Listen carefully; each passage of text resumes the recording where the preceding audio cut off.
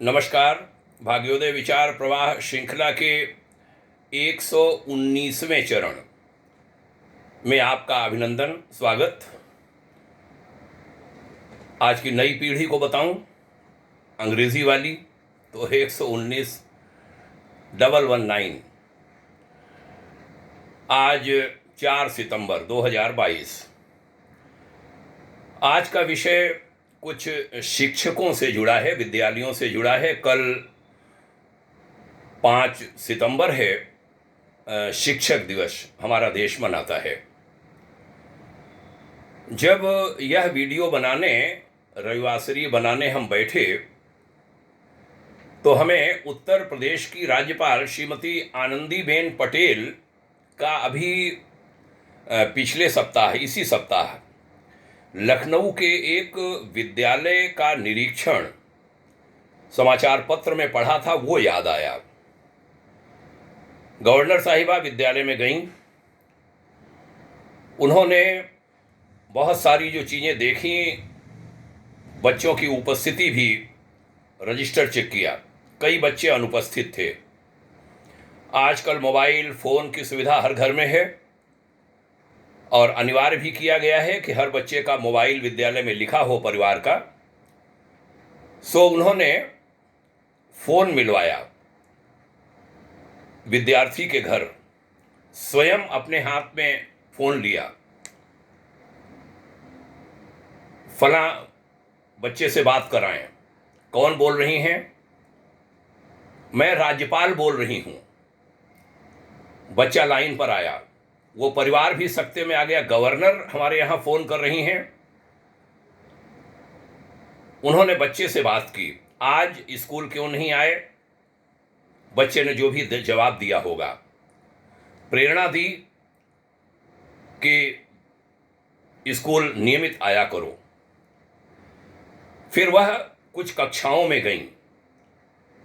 कक्षाओं में जाकर के बच्चों को संबोधित किया और ये कहा कि रोज सामने जो ब्लैक बोर्ड है उसके कोने पर जो उपस्थित विद्यार्थी हैं आपकी क्लास के, उनकी संख्या लिखो और जो अनुपस्थित विद्यार्थी हैं उनकी संख्या लिखो और नित्य प्रति एक एक बच्चा लिखे, बदल बदल के।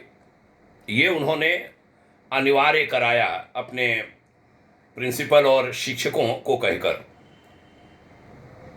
इससे विद्यार्थियों को सीख मिलेगी और विद्यालय आने की प्रेरणा मिलेगी। गंदगी आदि कहीं थी, उस पर आपत्ति की। प्रतिभाशाली बच्चों को प्रदर्शन का मौका दिया जाए, इसकी प्रेरणा दी, निर्देश दिए। फर्स्ट एड बॉक्स रखा जाए विद्यालय में, ये कहा। प्रयोगशाला आदि पर पूरा ध्यान हो, आदि आदि निर्देश उन्होंने दिए। जहाँ तक हमें मालूम है वह स्वयं शिक्षिका रही हैं, तो अच्छा लगा राज्यपाल महोदया का वह निरीक्षण। कल जब शिक्षक दिवस है, शिक्षकों को हम सब नमन करेंगे। हमने भी एक नियमित अपनी आदत बनाई है, अपने शिक्षकों को, शिक्षक गुरुओं को प्रणाम किया करते हैं। किसी न किसी शिक्षक को याद करके फ़ोन करते हैं जो जीवित हैं, अधिकांश अब नहीं हैं।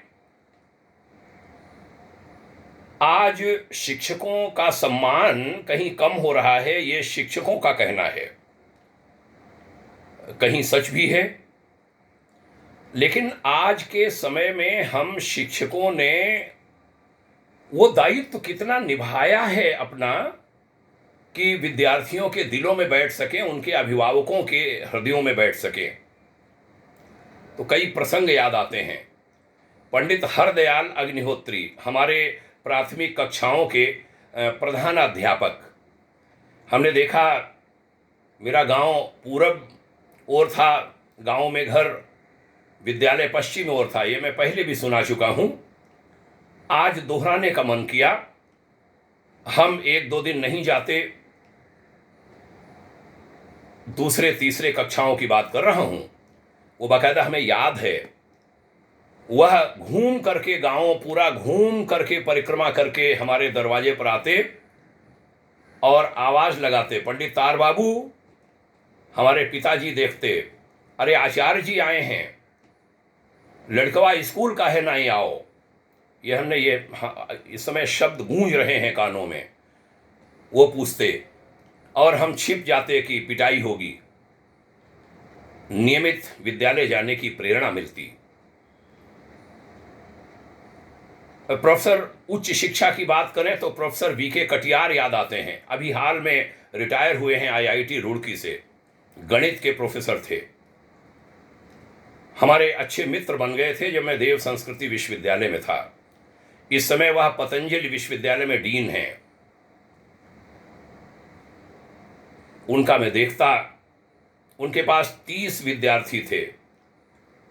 कोई बच्चा गड़बड़ाता, सारे बच्चों के मोबाइल युग आ चुका था, सबके बच्चों के मोबाइल रखते, उधर गार्जियंस के मोबाइल रखते। ये नहीं रजिस्ट्रार ऑफिस में केवल ऑफिस के कामों से हो, एक शिक्षक रखता, प्रोफेसर, सबके नंबर रखते। जो बच्चा कहीं लड़खड़ाता, पढ़ाई में, चरित्र में लापरवाही करता, उसको पहले समझाते, फिर नहीं मानता तब मोबाइल हाथ में लेते, उनके पिताजी माताजी का नाम सामने खोलते और बच्चे से कहते तुम्हारा फ़ोन मिलाने जा रहा हूँ। आईआईटी वगैरह में पढ़ाई बड़ी महंगी होती है। कैसे माता पिता भेज पाते हैं वहाँ तक कि बच्चे को भी मालूम है। बच्चा पैर पकड़ लेता, सर हमारे माता पिता को मत बताइए। प्रोफेसर कटियार कहते हैं बच्चा वहीं से सुधर जाता। लेकिन आगे उन्होंने कहा इसके लिए हमको भी बहुत कुछ करना पड़ता। मेरे संयुक्त निदेशक देव संस्कृति विश्वविद्यालय के कार्यालय में सोफे पर उनकी पत्नी भी बैठी हुई थी। अपनी पत्नी की ओर इशारा करके वो बोले ये सभी 30 बच्चों की गुरु माँ हैं।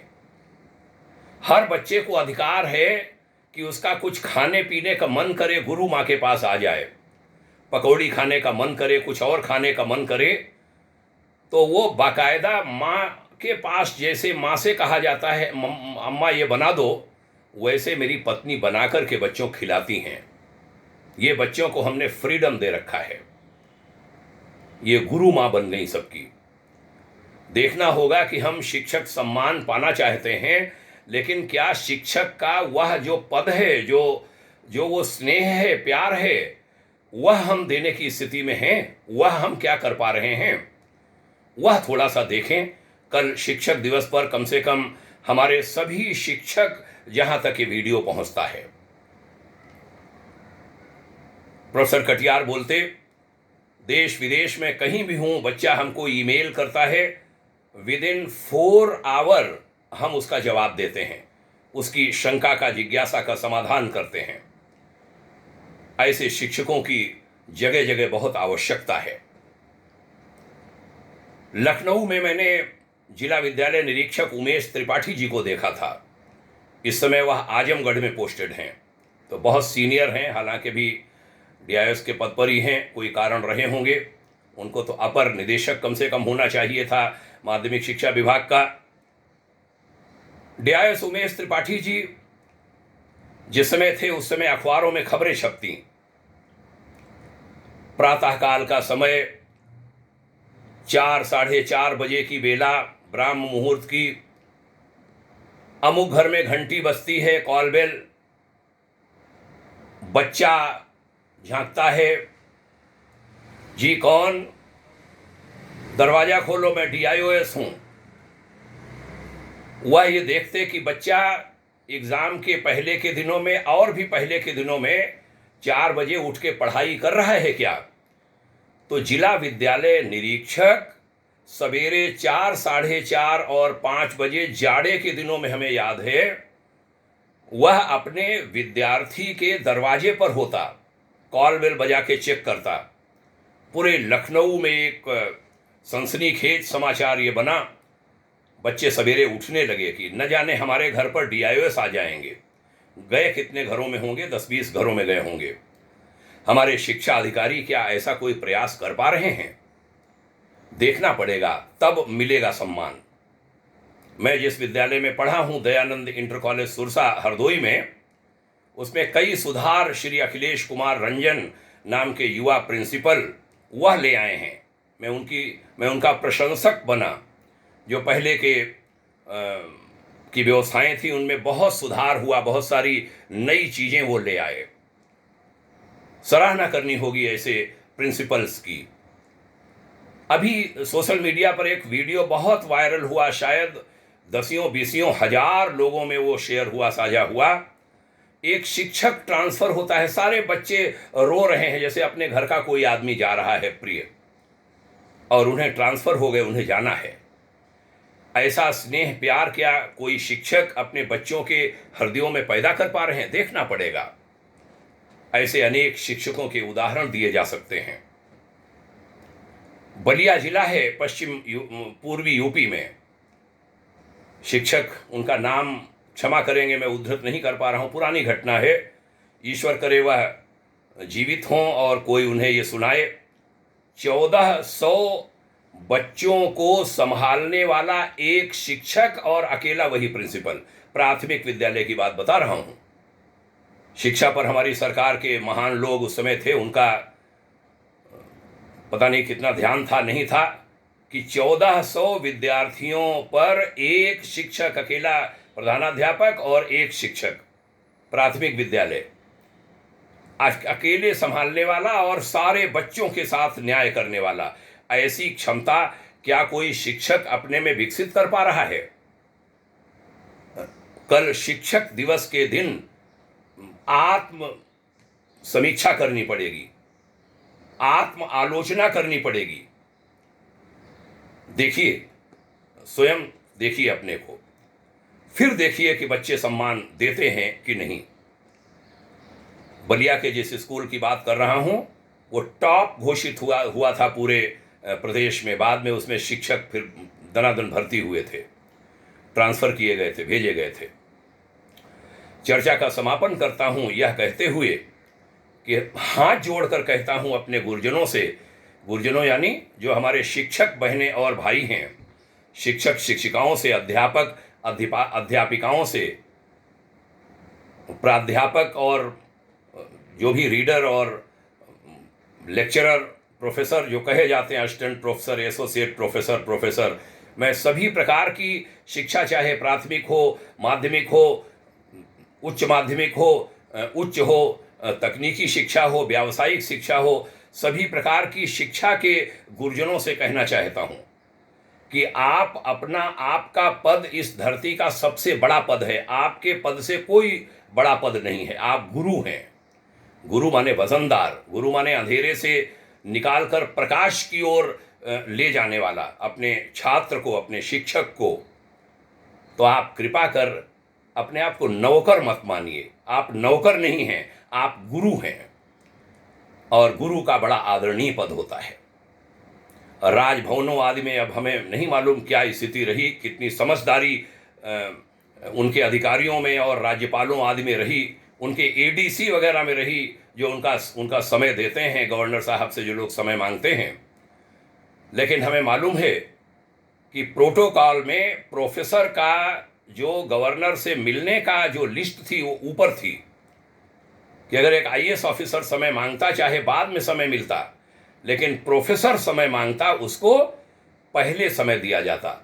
ये हमारे इसी उत्तर प्रदेश में जहां से मैं ये वीडियो बना रहा हूं, वहां का नियम रहा है राजभवन का। प्रदेश के मुख्यमंत्री लखनऊ विश्वविद्यालय के कुलपति से मिलने चले जाते लखनऊ विश्वविद्यालय बिना कोई तामझाम के। आज कुलपति को, वाइस चांसलर को गवर्नमेंट सर्वेंट मानते हैं मुख्यमंत्री, मंत्री और आईएएस ऑफिसर्स। लेकिन कुलपतियों को भी देखना होगा, क्या वह वैसे वीसी थे डॉक्टर नरेंद्र देव जैसे, जिनके पास मुख्यमंत्री डॉक्टर संपूर्णानंद आदि चलकर आते थे? देखना पड़ेगा। कल ही मैं बाल विद्या मंदिर इंटर कॉलेज चारबाग लखनऊ में एक कार्यक्रम में गया था, गोमती एक्शन परिवार के, मैं उसका महासचिव हूं, गोमती एक्शन परिवार का। वहां मैंने देखा प्रधानमंत्री लाल बहादुर शास्त्री जी के द्वारा उद्घाटित 1964 में उद्घाटन किया हुआ वह विद्यालय। वहां जगह जगह पर मुख्यमंत्री चंद्रभानु गुप्त जी की यशोगाथा दीवारें कह रही हैं। वहाँ के प्रिंसिपल साहब और यूं कहूँ महामंत्री और प्रबंधक, प्रिंसिपल श्री डॉक्टर राकेश कुमार पांडे जी और महामंत्री श्रीमान राजेश सिंह जी ने बताया कि मुख्यमंत्री चंद्रभान सिंह एज सीएम लगभग इस विद्यालय में लगभग प्रतिदिन आ जाते थे किसी न किसी समय विद्यालय को देखने। वो विद्यालय गवर्नमेंट एडेड नहीं है, एक पैसा उसको नहीं मिलता। 2000 विद्यार्थी पढ़ते हैं, 300 बच्चे तो आवासित पढ़ते हैं। छोटे छोटे बच्चे, गरीब परिवारों के बच्चों को वो विद्यालय पढ़ा रहा है। एक क्लास की व्यवस्था सारी, भोजन की, यहाँ की वहाँ की, रहने की, टीचिंग की, 100 के लगभग शिक्षक और स्टाफ जोड़े तो अच्छी संख्या 125 के ऊपर। गवर्नमेंट एड एक पैसा नहीं। और विदेशी धन भी जो अन्य प्रकार के हमारे समुदाय ले आते हैं वो भी वहाँ कोई नहीं, एक पैसा उन्हें देगा भी कौन। कोई उल्टा सीधा धन नहीं, बहुत ज़्यादा फीस भी नहीं। लेकिन विद्यालय की सेवा देखकर मन भर आया। क्या वैसे शिक्षक, क्या वैसे प्रबंधन के लोग हैं। प्रबंधन की बात करूंगा तो पंडित रघुनंदन शर्मा, पंडित राम सेवक शर्मा मुझे याद आते हैं। हरदोई के दयानंद इंटर कॉलेज सुरसा, जिसकी अभी हमने बात की, उसकी शुरुआत करने वाले हम लोगों के खेत में आ जाते। पिताजी फसल कटवा रहे होते, वो आते तो पिताजी दौड़ते, चाचा प्रणाम। चाचा कैसे आए, उनके साथ 8-10 लोग होते। कहते विद्यालय बन रहा है। मैं उस समय छोटा था, बाद में मैं उसी विद्यालय में पढ़ा बड़े होकर। कुछ मदद करना है तुम्हें। चाचा यहाँ क्या मदद करें, यहाँ तो खेत में। बोले खेत, किसान की संपत्ति तो खेत में ही होती है। बीड़ा बंधे होते जो फसल के बोझ। कहते ये कितने दे रहे हो हमारे विद्यालय के लिए। उनके साथ तगड़े तंदुरुस्त ढेर सारे लोग होते और अगर उन्होंने कहा 1 दर्जन बोझ उठा लो तो 1 दर्जन बोझ 12 लोग सिर पर बड़ा सा लिए और हमारे गांव उदरा नेवलिया से सुरसा को 2 किलोमीटर पैदल जाकर के वहाँ उनकी गहाई होती, उससे जो अनाज होता उसको बेचकर विद्यालय में लगाते।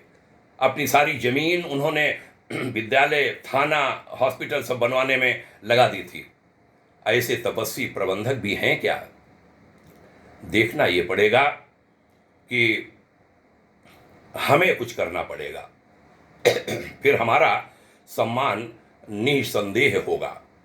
आज के हमारे शिक्षक भी सिविल सर्विस में पास नहीं हो पाए। अनेक की कहानी यही रहती है अंत में चलो बीएड कर लें, कर लीजिए, शिक्षक भी बन गए। लेकिन वो कुंठा लेकर के यदि आप बच्चों को पढ़ाएंगे, अन्याय हो जाएगा बच्चों के साथ। बच्चों को उत्साह से पढ़ाइए, ये मानते हुए आपका पद सबसे बड़ा पद है, बड़े बड़े आईएएस से बड़ा पद है। आपने ध्यान से सुना, आभारी हूँ। धन्यवाद। जय हिंद, शुभकामना। ओम शांति।